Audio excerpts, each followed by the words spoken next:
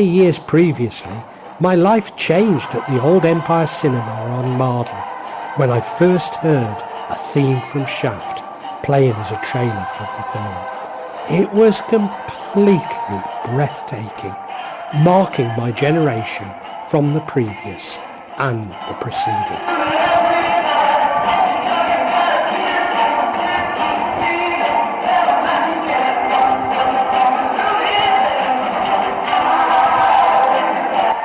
But there were many further successful bus trips, including the famous night when a drunken church warden fell off the stage at Jolly's in Stoke, whilst attempting to provide backing vocals to Dirty Old Man for the 3 Degrees.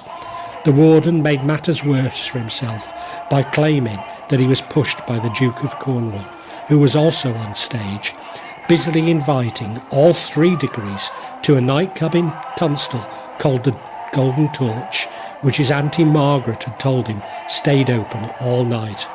The very same warden was later banned for life from Jolly's and prospectively from Shelley's, which had only occurred once previously to the entire staff of Liverpool's De La Salle Grammar School. I have been unable to substantiate what I must write off as a Five Towns apocryphal, that the entire academic and ancillary staff from Madeley College of Education suffered from the same sanction.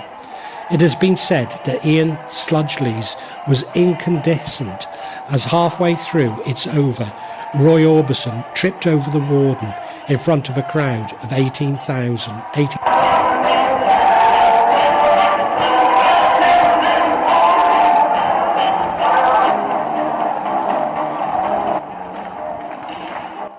Is between Kendal in Java and Wolverhampton.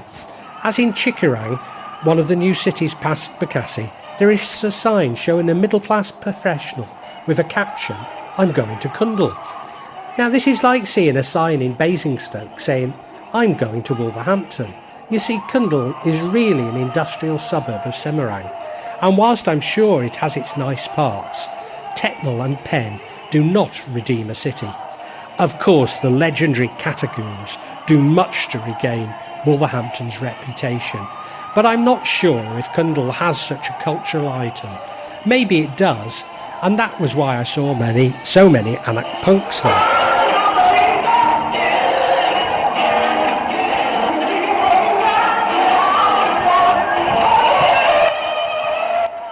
I'm a parody of a northerner, always staying close to Euston Station, eating in the local restaurants and drinking in the local pubs.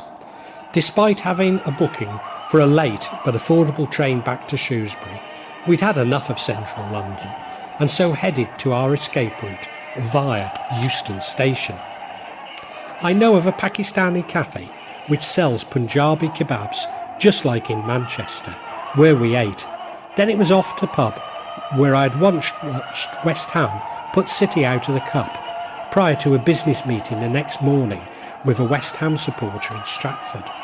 The pub was busier than I remembered it, and there was only seating outside, but when it started to rain there was no cover, so we spent the evening standing inside and looking out for seats after our exhausting day in Guangzhou. When we left, Maddie explained that the young barman had kept winking at her, which is why she had left me to stand outside. Now it was time to introduce Maddie to the game that is played by northerners at Euston Station. I'm not referring to selling your Northern Soul collection to pay for smack, as one, alas, departed friend had done. Whilst doing this, he bumped into someone he once shared a flat with. "So what are you doing now, Johnny?" "Oh, I'm the guitarist with the Smiths." "Yeah, well, do you want to buy any 45s, all from the Mecca?" No, this game is a little more mundane, where you wait on the station's concourse with only the 1960s Solari departure boards to look at, until your train is finally ready and you run to a seat, if you are very lucky. Of course, that's not before hundreds of people are refused onto the platform for daring to have a ticket for a different train. Even though our tickets and seats were pre-booked, we still joined in the Euston Run. The train dropped us off at a deserted Wolverhampton station, bringing back memories of Pep's nights at the Lafayette and many nights spent at the station stranded. The Lafayette had glitter pictures of rock stars on the walls, and I recall looking at one of Robert Plant, I think it was when Dex's Midnight Runners played, to find a real Robert standing next to me. We were unable to leave the station to show Maddie the mural of Noddy Holder, nor would she have had any idea who he was. In any case, it wasn't in glitter. I wonder if Noddy ever visited Jakarta in his official capacity as cultural ambassador for the Black Country, or even to promote the area's award-winning greenhouse holiday lets with thousands of locations between Walsall and Wolverhampton. Mercifully, Arriva Trains Wales have taken pity on travellers west of Wolverhampton and now operate late-night trains, and we got back to Shrewsbury as tired as after our flight from Jakarta.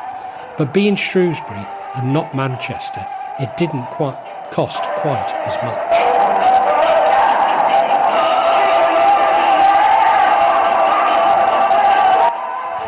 Despite having lived in Jakarta, Riyadh and New Orleans, I never saw a snake in the wild until I moved to the Desa in Gunung Kidul. I might add that nor did I see one in Shropshire, despite there being many adders at Prees Heath, where I used to visit the Raven Hotel every Friday night. You see, in common with my personal and anti-apartheid hero, George Formby, I misspent my youth at the Emperor's Ballroom in Wigan, but my own story began at the Raven. Every Friday night I would ride my moped with John Kelsall on pillion to see local teacher Martin Barfather, also known as Soul Sam, playing the latest soul discoveries. This included a revival of Al Wilson's Twisted Wheel Spin, but I never did see a snake.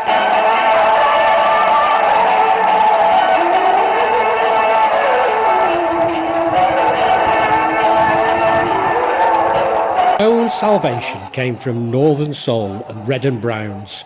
I could be an outsider, even something of an outlaw, but was also part of a counterculture family. Although so many of my new friends died young, often from drug overdoses, it afforded me to indulge in my obsessive compulsive behaviour through record collecting, despite shunning the more obvious anoraks, as my behaviour is quite a personal affliction. In part, this was my rebellious nature, collecting the then unpopular 1970s Philadelphia and Motown labels on British demos.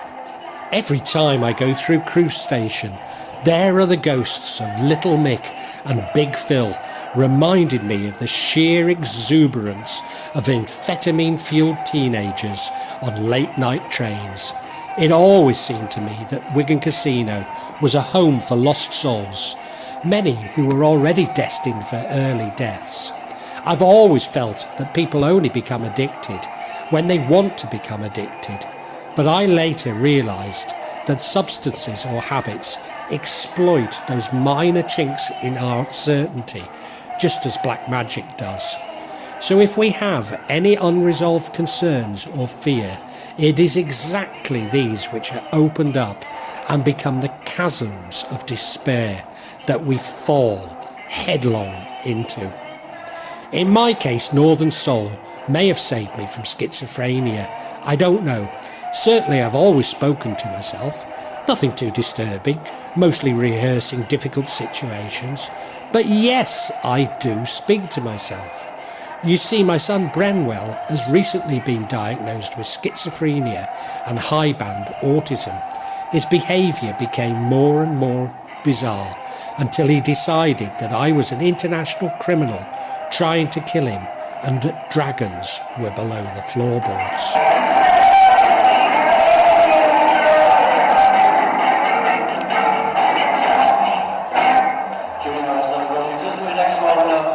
After Maddie had begun to experience some bad attacks, I saw my first ghost in Chase Franks, or at least the first I can recall as a sentient and presumably still sane adult, possibly excepting the cabalistic attendant in the downstairs toilets at Wigan Casino.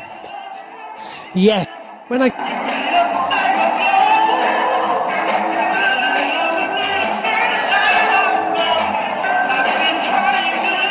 This was the first time as an adult I had experienced the Fortean in the UK, but once again I wasn't one bit frightened. I say paranormal experience as an adult in the UK, but I am yet to confirm the true nature of the gaunt attendant in a dinner jacket who I used to see in the downstairs toilet at Wigan Casino.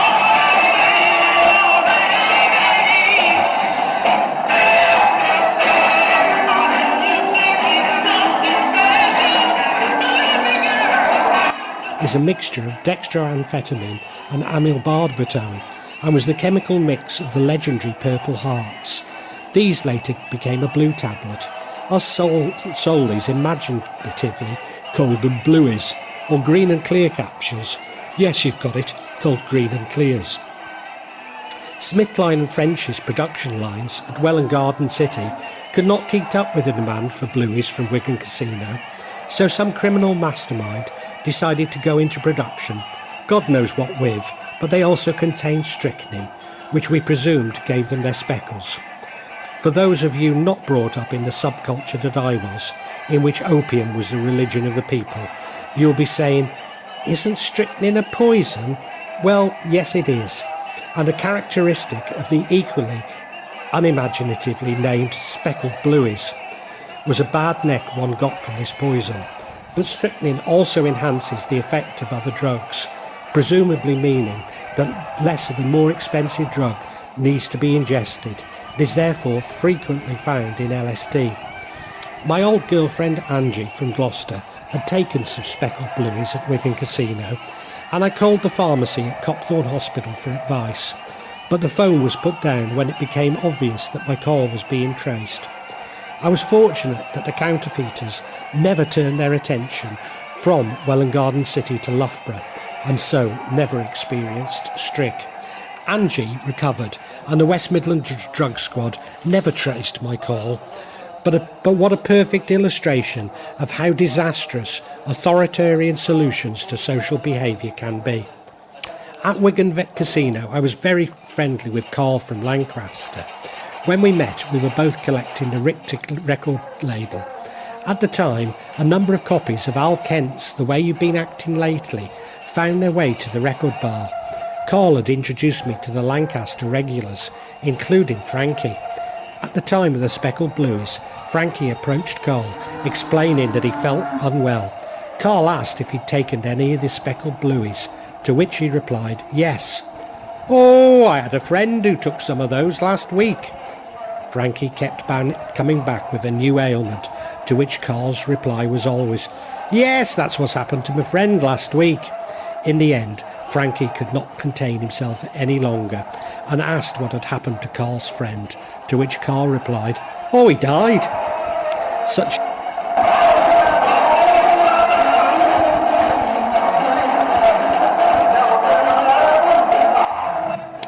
I remember telling Maddie about Kendal in Cumbria, somewhere I knew well and with fondness. After Carl, a friend from Wigan Casino, had moved there, I have fond memories of an afternoon spent in the White Hart pub, endlessly playing the OJs, She Used to Be My Girl, on the jukebox, high on Potter's asthma cigarettes. Along with everyone we met that afternoon, you'll be saying, I didn't know you could get high on Potter's asthma cigarettes. Well, you can if you eat them, but don't try this at home. The side effects are extreme and last for days.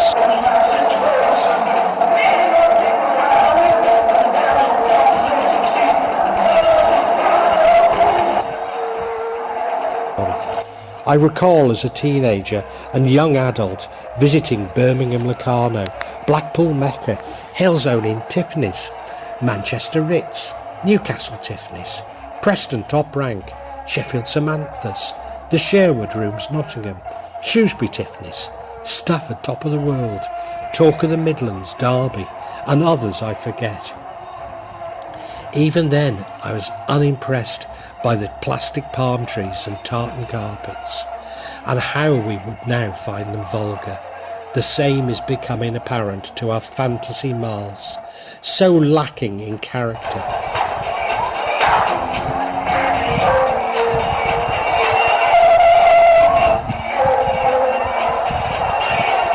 Whilst I was in Jakarta, Maddie's mental state had improved greatly, but sporadically the frenzied raver would come out, wandering from room to room and humming a simpler Gabba house riff. I had imagined that Maddie started to get better, she would mellow and progress onto soulful house, before finally being proclaimed completely sane by the psychiatrist when she developed an appreciation for the Blackpool Mecca playlist circa 1975. My hopes were soon dashed when I found that her manic outbursts were less frequent, now only in the evening, but possibly more manic. She appeared to develop an appreciation for jungle, or was it grime?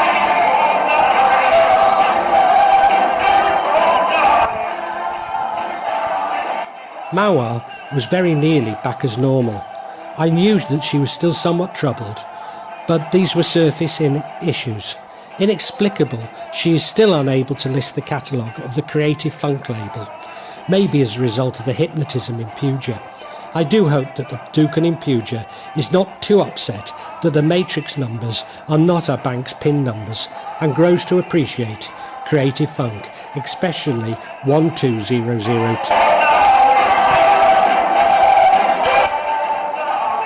In Mawa's case, this dependency includes an addiction to strong drugs from South Korea.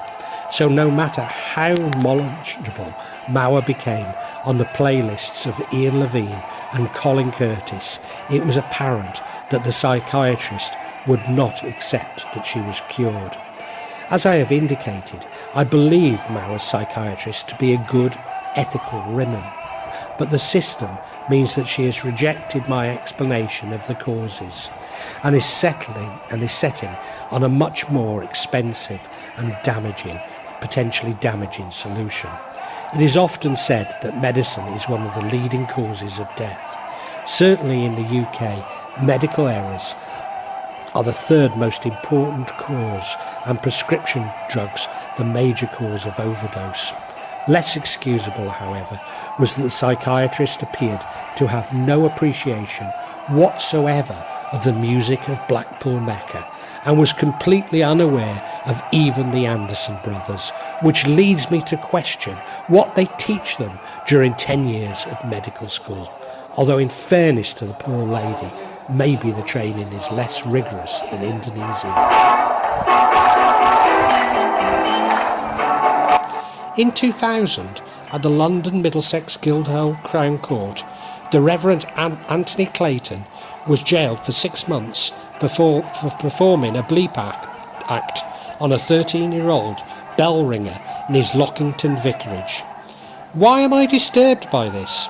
Because I knew the Reverend Tony Clayton, not well, but since such things are always more shocking the closer one is to them.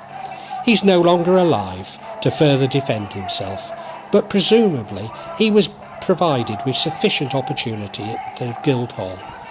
You see, a Reverend Tony Clayton was a regular at Wigan Casino and ran his own events and DJ'd at them when Wigan closed.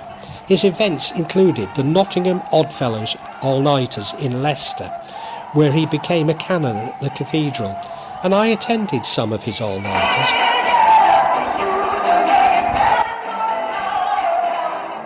To assume innocence and simply forgive whatever his transgression.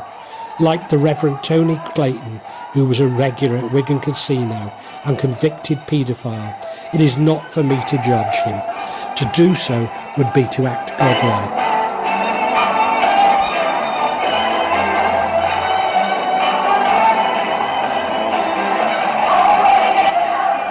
Cliff was an intuitive choice to illustrate my point. As where a car park for Bradford College now sits, was the Temple of Horus, built by members of the Golden Dawn, remarkably close to where I used to DJ at all-nighters, although the temple was later moved to Goodwin Street.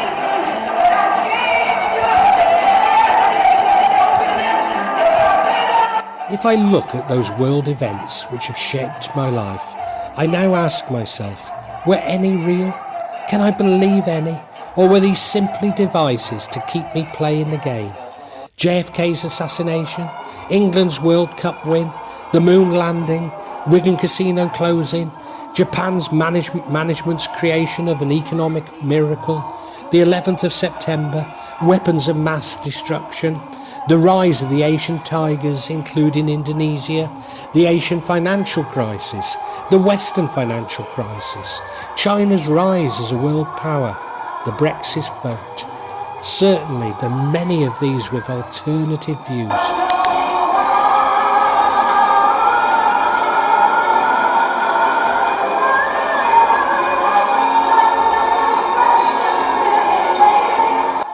Well, I guess if you've got this far with listening to me, you at least enjoyed something of what I said. I do hope that you have. And it's actually was extracts from 3 books that I've written that you can find on this channel, The Magic of Java. I'd really love you to subscribe and hit the button, and please listen to all 3 of my books. But above all, thank you for listening to this.